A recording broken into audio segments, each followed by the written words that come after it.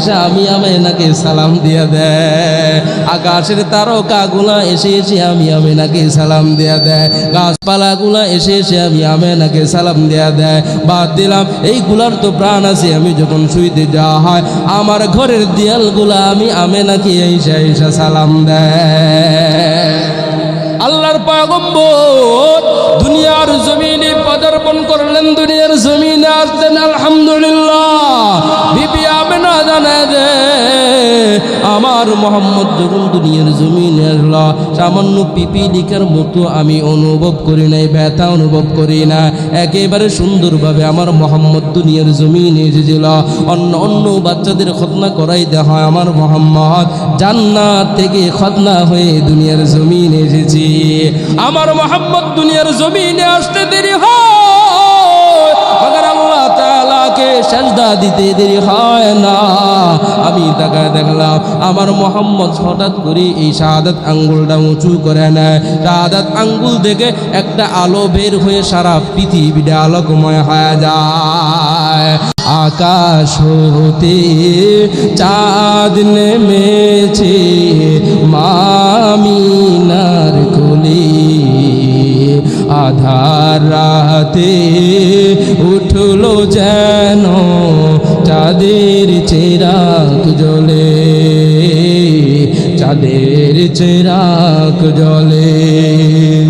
গুলশানে আজ বুলবুলিরা গাইছে শিরিন কালাম, তামাম জাহান নবীর তোরে জানা है लाखों सलाम, জানা है लाखों सलाम। आकाश होते चाँद नेमेছে মামিনার কোলে, আধার রাতে উঠলো যেন চাঁদের চিরাগ জ্বলে। আল্লাহু আকবার। কথা হইতে থাকতো পয়গম্বর দুনিয়ার জমিনে পদার্পণ করতে দেরি হয়, সারা দুনিয়াটা আলোকময় হইতে দেরি হয় না। কেমন নবীজির উম্মত হইলাম বন্ধু, নবীজিকে তো আমরা চিনলামই না, শুধু দুনিয়াটা কি চিনলাম, টাকা পয়সা গুলাই চিনলাম, শুধু নেতা খেতাদেরকেই চিনলাম, পয়গম্বর কি চিনলাম না। পয়গম্বর এখনো পর্যন্ত বড় হয় না, আস্তে আস্তে করে করে বড় হয়। পয়গম্বর আস্তে আস্তে করে বড় হইতেছে। বিবি হালিমা সাদিয়া সেই দূর থেকে মোহাম্মদকে নিশায় নেওয়ার জন্য এসেছিল।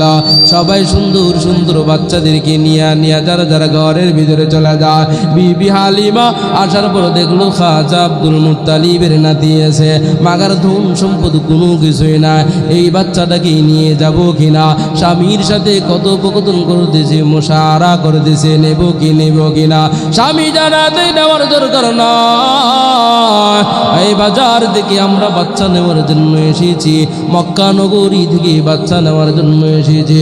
আমরা 10 থেকে 11 জন মহিলা এসেছি, তাদের স্বামীরাও এসেছি, মাগার সবাই ধন সম্পদওয়ালাদেরকে নিয়ে চলে গিয়েছে, আমাদের জন্য এটাই রেখে গেছে। আমরা তো নিজেরাই খেতে পারি না, এই মোহাম্মদকে আবার কি খাওয়াইব? আল্লাহ বলেন না,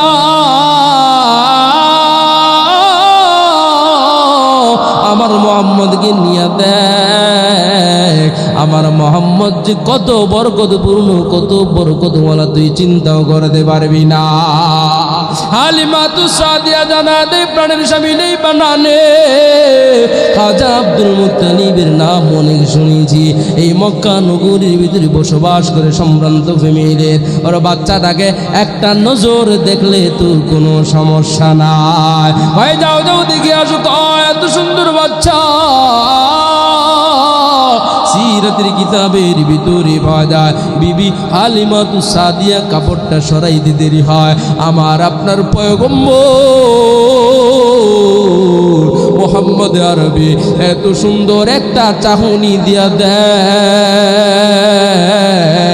বিবি হালিমা সাদিয়া আনন্দে আত্মহারা হয়ে যায়।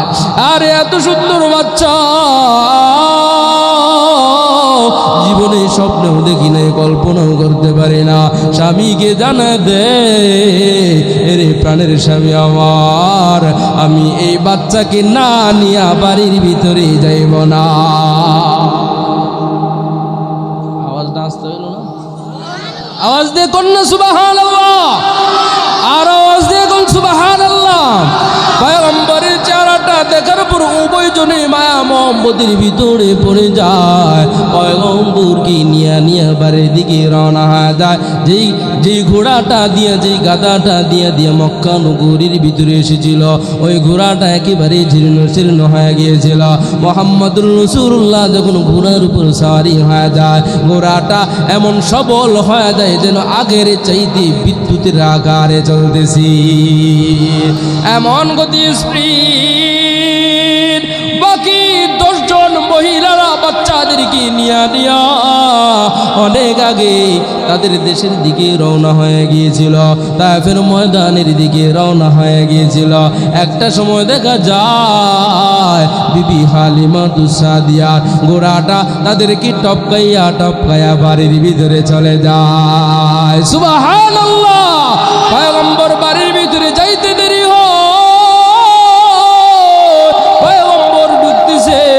বিবি হালিমা সাদিয়া জানা দে, আমি যখন মোহাম্মদকে নিয়ে বাড়ির ভিতরে ঢুকতেছি, আমি তাকে দেখলাম আমার ছাগলগুলা একেবারে কাঠের মতো শুকনো অবস্থায় ছিল।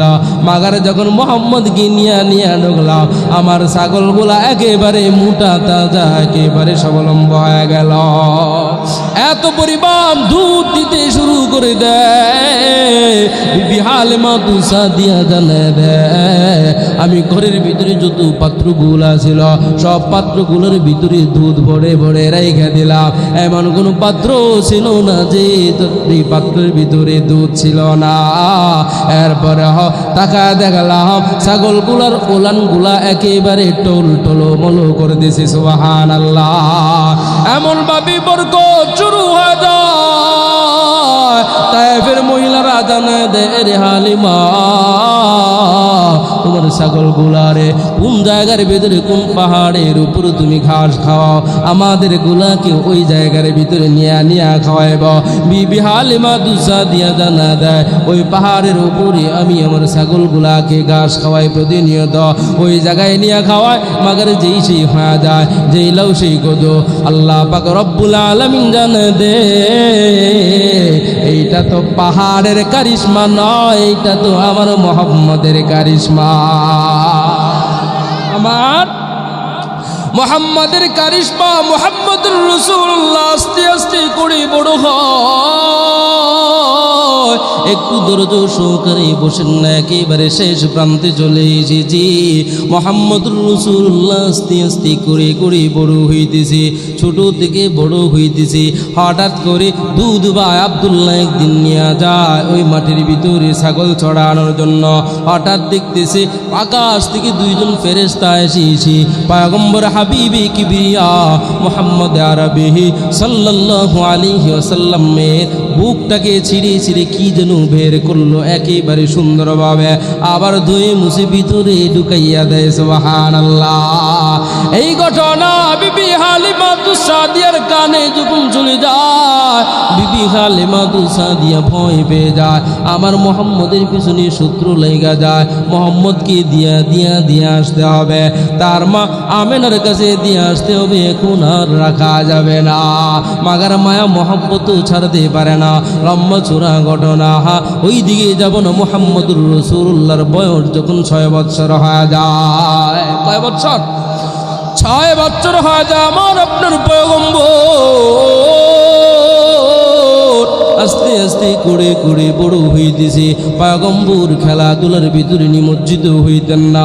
বিকালবেলা যখন সন্তানেরা অন্য বাচ্চারা অন্য ছেলে মেয়েরা খেলাধুলা করার জন্য খানির ভিতরে চলে যায়, পয়গম্বর হাবিবে কিবরিয়া মুহাম্মদ আরবি সাল্লাল্লাহু আলাইহি ওয়াসাল্লাম খেলা দেখার জন্য প্রতিনিয়তই যাইতেন। সুবহানাল্লাহ।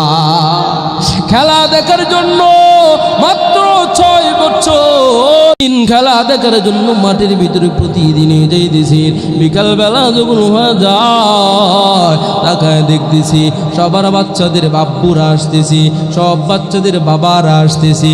আয়েশা আয়েশা আব্দুর রহিম আব্দুর রহমান বলে বলে ডাইকা ডাইকা নিয়া গোলের ভিতরে নিয়া বাড়ির দিকে রওনা হয়। পয়গম্বরের এই জিনিসটা খুবই ব্যতীত হয়ে যায়। রে সবার বাচ্চাদের সমস্ত বাচ্চাদের বাবা আসতেছে, আমার বাবা কিন্তু আসে না। আমার বাবা আসতেছে না, এমন করে করে যাইতেছি। দিন যায় হঠাৎ করে একদিন মুহাম্মদুর রাসূলুল্লাহ দিলের ভিতরে এমন কষ্ট লেগে যায়। শিশু নবী মুহাম্মদ আরবি সাল্লাল্লাহু আলাইহি ওয়াসাল্লাম বিকাল বেলার বাড়ির দিকে রওনা হয় না।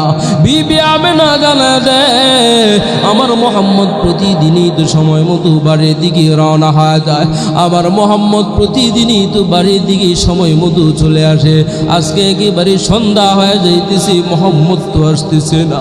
কি ব্যাপার মোহাম্মদ পথে দিয়া যাইতেছে। আবু জাহেল এখনো পর্যন্ত খারাপ হয় না। তখন আবু জাহেলের নাম ছিল আবুল হেকাম। আবুল হেকামকে বিবি আমেনা ডেকে ডেকে জানা দেয়, এরে ভাই যা আপনার ভাতিজা মোহাম্মদ কি দেখেছেন। সেই আবু জাহেলকে জানা দেয়, আরে ভাই যান আমার মোহাম্মদ প্রতিদিনই তো মাঠের ভিতরে খেলাধুলা করার জন্য চলে আসে। আজকে সন্ধ্যা হয়ে যায়, রাত্র হয়ে যাইতেছে, আমার মোহাম্মদ তো আসতেছে না। আমার মোহাম্মদ আমার মোহাম্মদ কি আপনি কি একবার দেখেছেন। আবুল হেকাম জানে দে, এরে আমেনা আমার ভাতিজা মোহাম্মদ কি তুমি মেরেছ। মোহাম্মদুর রাসূলুল্লাহকে আবুল হেকাম বলেন, আর আবু জাহেল বলেন, আবু লাহাব বলেন, উতবা সাইবা বলেন, সবাই এক বাদ পেয়ে একেবারে নিষ্পাপ হিসাবে মনে করে তো সুবহানাল্লাহ। সবাই মনে মন ভালোবাসত শিশু মোহাম্মদকে নিজের সন্তানের চাইতেও বেশি বেশি করে মহব্বত করতো আর ভালোবাসত। আবুল হেকাম জানে দে,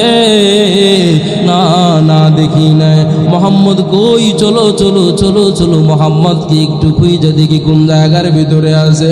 মাঠের ভিতরে ডাকতেছে, মোহাম্মদ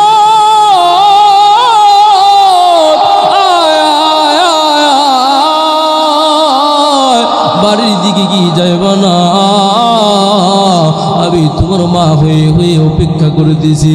মুহাম্মদুর রাসূলুল্লাহ তাকায় দেখতেছি মাঠের কনারের ভিতরে ফুফায়া কান্না করতেছি, চিল্লা কান্না করতেছি আর বলতেছে, ওগো আম্মু প্রতিদিনই তো আমি তাকায় দেখি আমার বন্ধু বান্ধবীরা এই জায়গার ভিতরে খেলাধুলা করতেছি। বিকালবেলা যখন সন্ধ্যা একেবারে সামনে চলে আসে, সন্ধ্যার সময় যার পিতাগুলা আইসা আদর করে নিয়ে যায়। আমি তাকায় দেখি কত সন্তানের বাবারা গালের ভিতরে চুমু খায়, কপালের ভিতরে চুমু খায়, টুটির ভিতরে চুমু খায় আর সোনামণি বলে ডাকতেছে। আমি যখন দেখি আমার আর সহ্য হয় না, আমার দিলটার মানে না।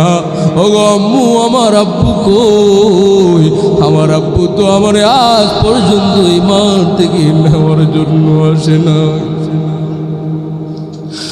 আমার আব্বু কোথায়, সব বাচ্চাদের আব্বা জানেরা আসতেছি।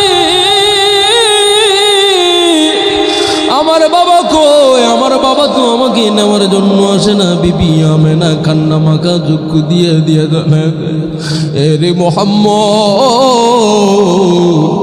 তোমার বাবা অনেক আগেই তুমি দুনিয়ার জমিনে আসার পূর্বে ইন্তেকাল করে চলে গিয়েছি। মক্কা নগর থেকে একটু দূরে মক্কা এবং মদিনার মধ্যবর্তী স্থানের ভিতরে তোমার আব্বুকে দাফন কাফন করে কবর দেওয়া হয়েছে। ওই জায়গার ভিতরে তোমার আব্বুকে আমি এনে দিতে পারবো না। শিশু মুহাম্মদ জানায় দেয়, ওগো আম্মু আমি আমার বাবার কবর জিয়ারত করার জন্য ওই জায়গার ভিতরে যাইবা। আল্লাহু আকবার। মুহাম্মদুর রাসূলুল্লাহ বাড়ির দিকে রওনা হয়। বিবি আমেনা বাবা জানকে জানায় দেয়, আব্দুল মুত্তালিবকে জানায় দেয়। আব্দুল মুত্তালিবকে যখন বলতেছে মুহাম্মদ তার বাবার কবরগুলা দেখতে চায়, তার বাবার কবরটা দেখার জন্য যাইতে চায়, আব্দুল মুত্তালিব জানায় দেয়, না না সেখানে যাওয়া যাবে না, আমারও সময় নাই, কেউ তোমাকে নিয়ে যাইতেও পারবে না, ওই দূর এলাকার ভিতরে যাওয়ার জন্য প্রস্তুত হয় না, ওখানে হিংস্র বাঘ প্রাণীরা বসবাস করতেছে, মানুষ নাই, কোনো একটা মানুষও নাই, এমন কোনো বাড়িও নেই যে জায়গার ভিতরে আশ্রয় নিয়ে যাইবা।